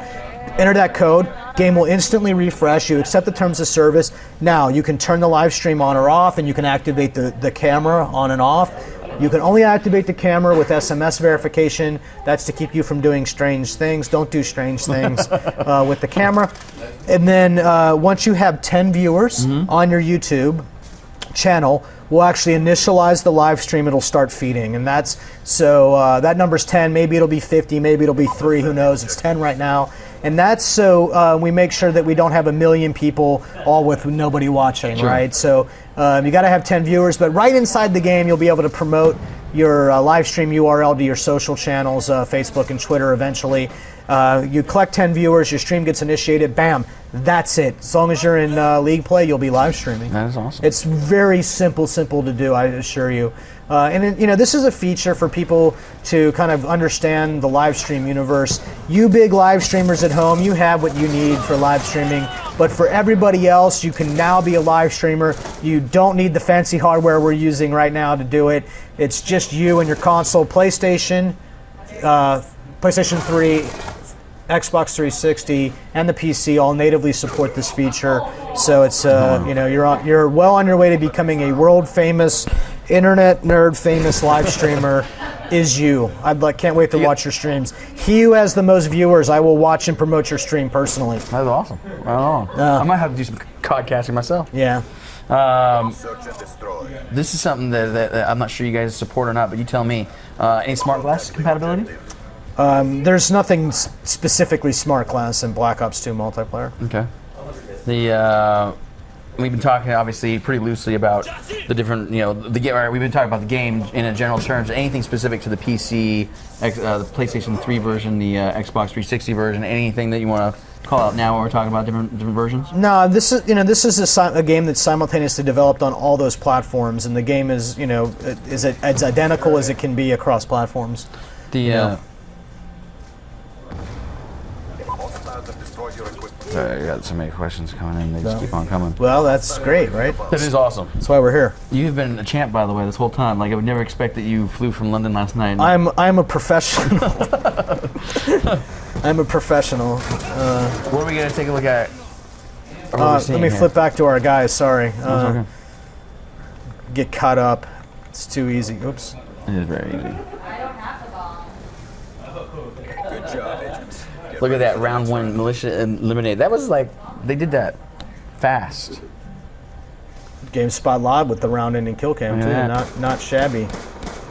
Pop. That's the MMS right there. That detachment. We didn't get to see it pulse there, but. Search and destroy. He was doing some business. All right, let's flip over to our boy here, and we'll tell you what's happening. So, We got round 3 going on. yeah, Bomb acquired. search and destroy round 3 on the overflow. Love this map.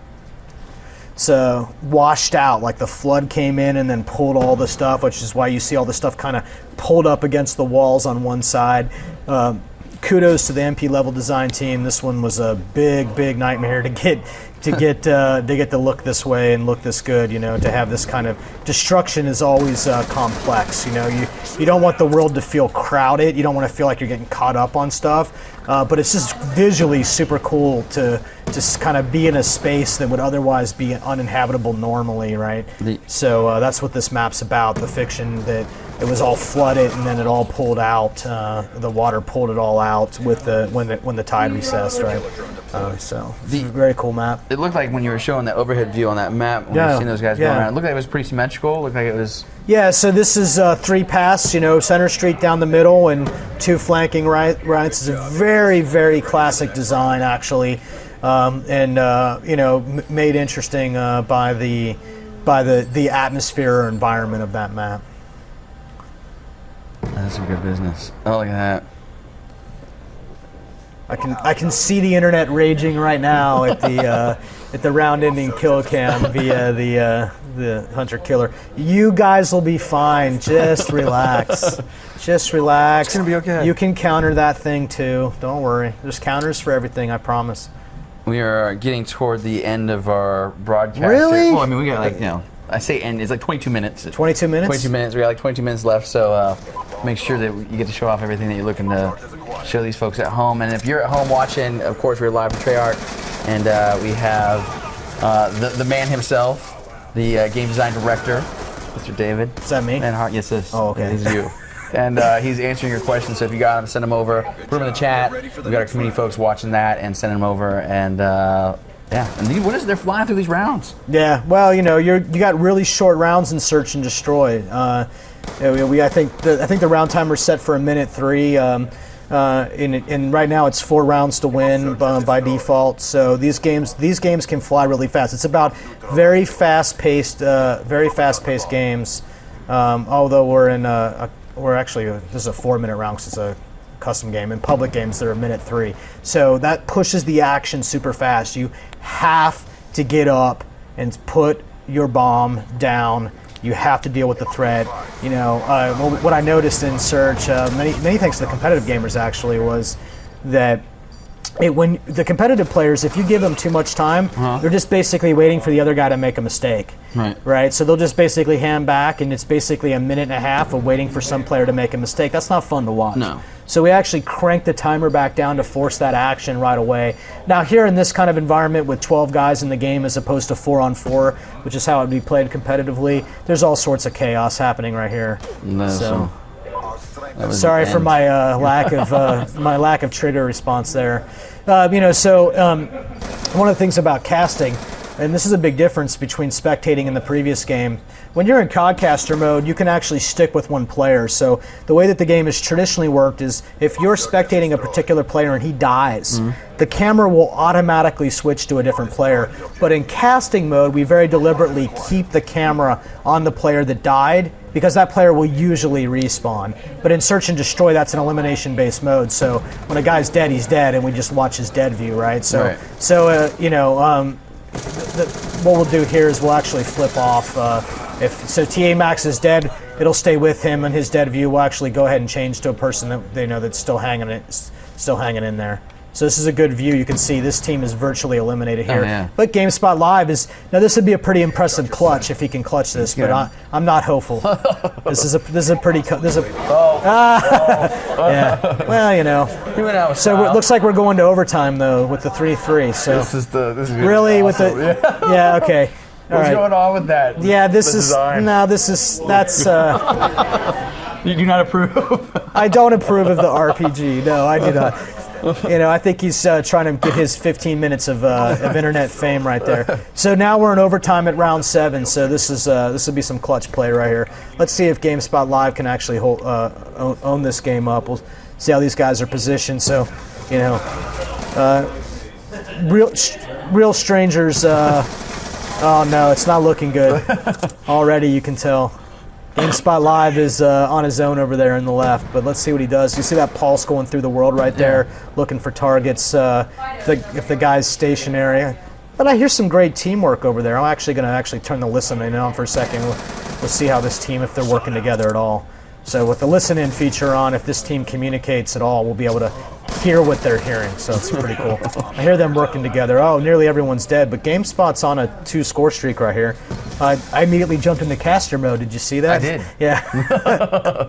You're doing well. He's posted up, and we're going to see what he does. He's looking for targets. I've got a very specific question. It is, will previous Call of Duty Prestige emblems be displayed on our player cards? No, it's actually all clean, fresh start. There's nothing from, no matter what level of Prestige you are from any previous game, including Black Ops. This is a fresh starting spot and a clean slate for everybody. Nice. Good question. Thank you for asking me that. I've been trying to answer that one for the community. That was a good one. The when we see that pulse going out there, how far does that go down? Just like kind of the visual. Yeah, it'll actually fade out after a super long distance, but it's pretty far. You know, the effective range is nice win. Militia eliminated. Yeah. Let's see how TA Scruffy. Yeah, that's fair. Oh man. Just go ahead and He put him down shot into through 3. that other body. You realize? The final kill cam from the perspective of a dude with hacker. So there it is, 10-5. Very, very respectable search and destroy score to go 2-1. You know, for given the insanity of the environment behind us, for sure.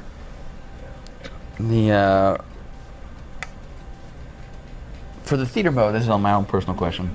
Theater mode, are you the same setup as last time? We talked about a little bit. Is it the whole thing we watched this time? In terms of the whole match? You can see the whole match, right? Yeah, you can see the whole match in the theater. And then it's about 2 minutes of video you can actually render, high-def video you can render to YouTube from that. So you take your best minutes, and if you want to, you know, go take your clips or whatever and put them to YouTube, you can do that too with the render option.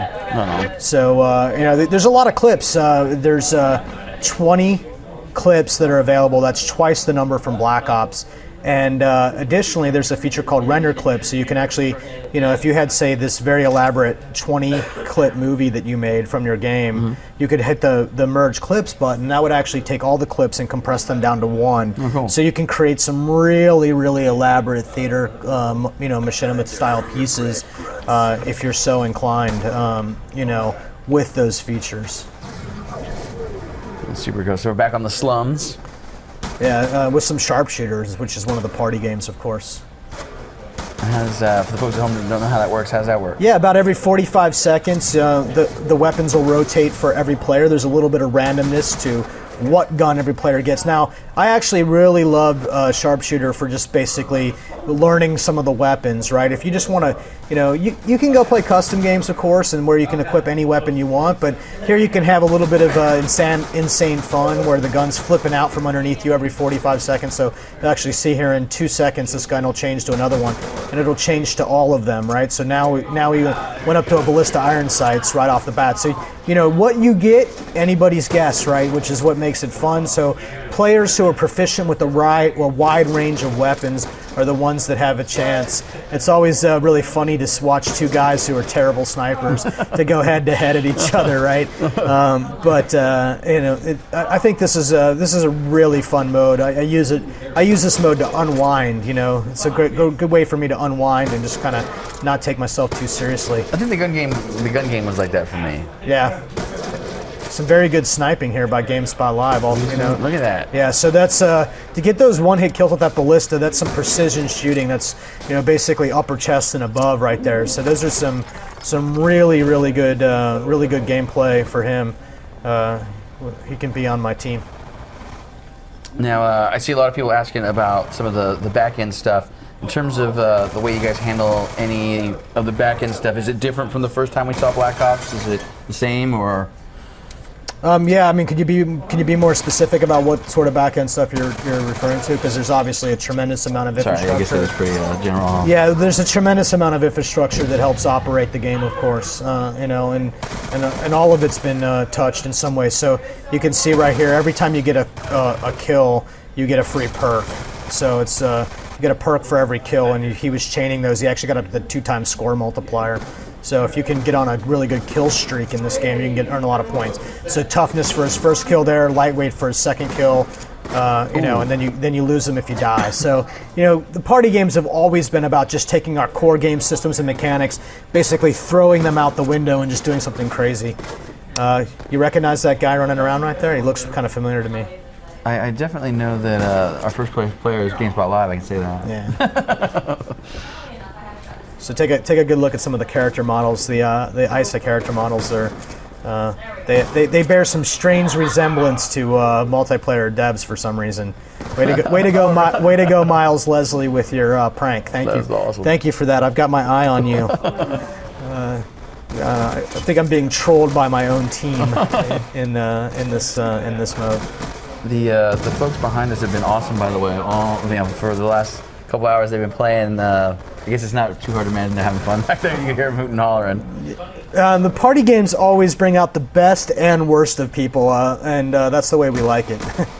That BTR with that very specialized reflex, that's our lead weapon artist, Murad, hard at work there, trying to find a red dot or reflex that works for pistols. So he's like, I'm just going to make one special for it.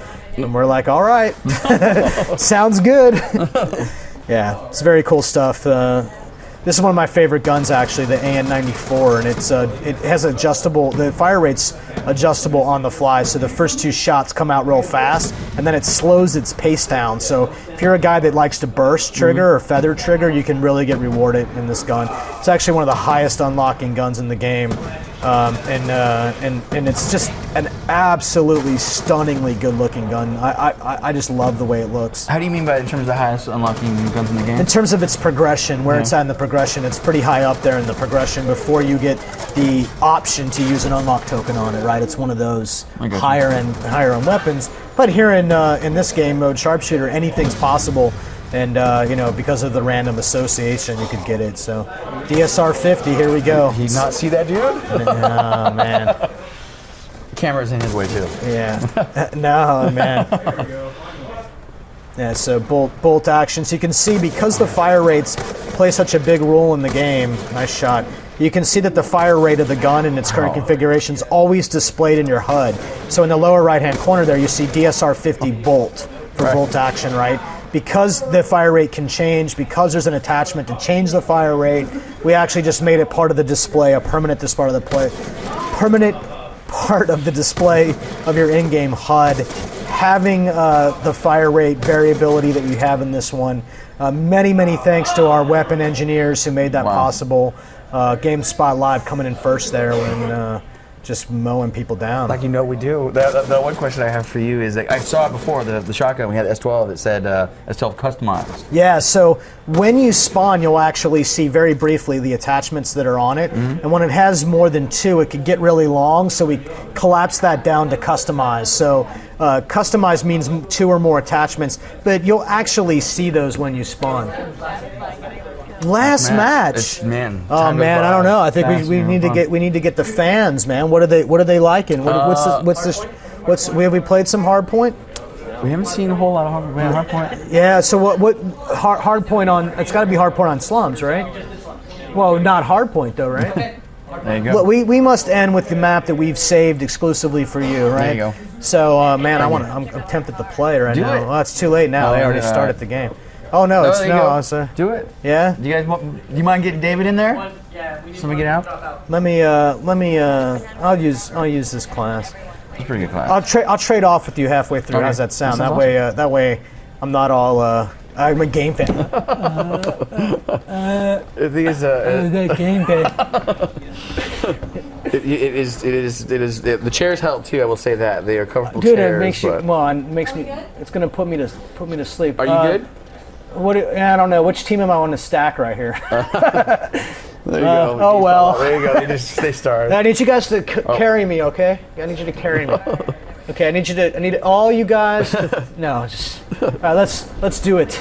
There's You see, I'm doing my lean up in my chair thing again. I'm gonna come with you. Yeah, I'm all like, as though this somehow makes you play better. It does. If I get a little closer to the screen. So this first hard point's actually very tough. It's in the center of the map around that fountain, and just absolute brutal. So we're gonna rush in there. I'm actually gonna this flip into black screen thing is gonna be the death of me. It's all right. You know what I do? Oh, there we go. When I was playing Nuketown last time, I just tried to imagine, where I was going to be and where I was going to Yeah. go during the black. Every time the screen goes black, I'm just gonna crouch so they know that I'm messed up. So there we go. Yeah, exactly. I would lay down. So and, just lay down and maybe you shoot over there though. No, just crouch. There. So you see me crouch just because I can't see my Right, TV. right. Crouch. That's good. Right now. Okay, here we go. Do it. Crouch. This is not working out so because of our live streaming arrangement. I lose my place. He's a 100-inch TV. Yeah, good job. Thank you. Sorry. I'll fix you. it before I go. I swear. All right, so it's contested, so they're in the range right there. That's what that means. So we actually snap. This is new. We actually snap the objective to the center of the screen. Yeah. Oh, of course. Thank you. All right, go ahead and yes. All right, yeah. The guy that's idle, that's the guy who can't see his TV. Come on, man. There you go. Oh boy. You got it this time. I can feel it. No. Oh boy. All right. I'll just spin in circles. This will be entertaining for the television. Like I'm just spinning. We're testing you. This is a challenge. Yeah, You I can play put- when the oh, screen goes hello. black for an extended period of time. Oh man. Yeah. Yeah, you wanna go over there? Yeah. Well, I'll probably mess up the mic if I move though. There you go. All right. You know what? We're gonna switch back to a caster because There you go. it's too hard for us to play that way. So we'll watch somebody else play. So you guys. So sorry about that. Because of our live stream arrangement, this giant TV that sits behind this camera here will fade to black briefly, my fault. making it very difficult for us My bad. to play. So we'll keep it on GameSpot Live, and we'll let him while we answer Close it out. the final questions of our GameSpot. The last two questions I see here certainly say zombies. Zombies, yeah, you get to have those too. Yeah? We like zombies here at Treyarch. Pete Livingston, Jimmy Zelensky, and Reza, the three horsemen of the zombies team. The producer, the designer, and the lead technical guy. Those three guys and their teams, phenomenal work. I think you guys are really going to like Transit. I think you're really going to like the Grief game mode. Which is a what they call 4z4. So it's 4 players versus 4 players, but they can't really fight each other. They're just trying to screw the other guy over. Yeah. It's a very interesting way to play zombies, and I know for a fact that team has got a lot of insane, and I mean it in the nicest way possible, ideas for where they want to go with zombies. And you're going to see a lot of great stuff from them, and there's a lot of great stuff in the box, of course. And the Transit, let me ask you, because I want to be clear on it too. Is that like kind of a campaign mode for zombies? Yeah, it's a little bit of a story going on. That's I awesome. don't want to give too much away, Right. but there's a lot happening there, and it's sort of a bigger world, and you're progressing through it. Take that crazy bus off for a ride, or go for a little discovery yourself. Zombies is all about discovery, so I hate to be the guy who gives anything away on zombies. All right. It's just get some friends, go play. A lot of world there, a lot of interesting stuff to experience and explore. A lot of great features that you would normally only see in multiplayer. Extensive leaderboards in zombies. There's actually theater for zombies. So many of the things that you're used to getting for multiplayer, zombies gets the benefit of, since they're using the multiplayer executable. We're sharing the executable, and that lets a lot of things happen very, very much that online gamers who haven't yet experienced zombies, they'll see, and people who are not necessarily competitive gamers but play zombies will get the benefit of. I think it's a really cool integration. A lot of hard work went into that, of course, to make that transition, and the game's really paying off for it. That's awesome. That's awesome. You guys got Zombies, yes, we have those too. obviously, you guys got that commercial running, or everybody's got the commercial running like constantly, right? Yeah, do they? They do. I don't get to watch TV. What do I see? All right, so I would tell you it's on constantly, but you obviously have seen it, the Back in Black. Yeah, so you're talking about the live action trailer? Yeah, it's got some friends of ours in that trailer, of course. Our good friend iJustine is in there. Yep. Our good friend FPS Rush is in there, and a little guy named Robert Downey Jr. That's pretty awesome. He's in there. So that Who's the girl on the horse? who is the girl? Yeah, just an actress? Yeah, I don't know. Maybe your future girlfriend. No, but she's awesome. Yeah. I'll say that. Yeah, she is awesome. And then the dude with the hair at the end. Yeah. In the beginning. Yeah. Just some random guy. He's Well, awesome. you know, He's got red hair. he's a rad hair man. Yeah. Yeah.